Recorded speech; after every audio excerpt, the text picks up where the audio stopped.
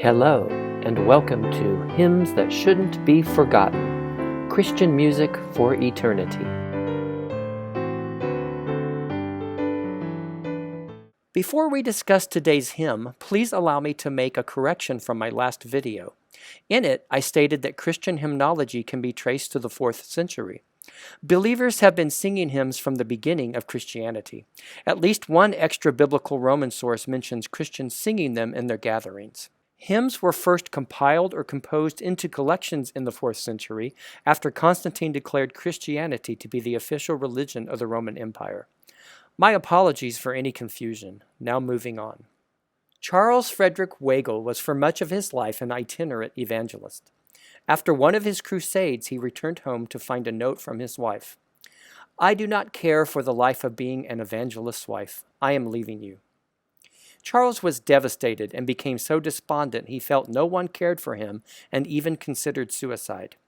This dark period lasted for years, but he gradually regained his spiritual strength and returned to preaching and singing. Eventually, he put to paper his experience in "No One Ever Cared for Me Like Jesus."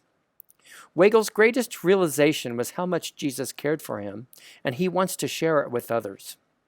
"I would love to tell you what I think of Jesus, since I found in him a friend so strong and true. I would tell you how he changed my life completely. He did something that no other friend could do." In verse 2, we find the most direct reference to his struggles. "All my life was full of sin when Jesus found me. All my heart was full of misery and woe. Jesus placed his strong and loving arms around me, and he led me in the way I ought to go." Verse 3 speaks of his and ours never complete while on earth spiritual development in Christ. "Every day he comes to me with new assurance. More and more I understand his words of love. But I'll never know just why he came to save me till someday I see his blessed face above." The refrain declares Jesus' love and nurture for all believers.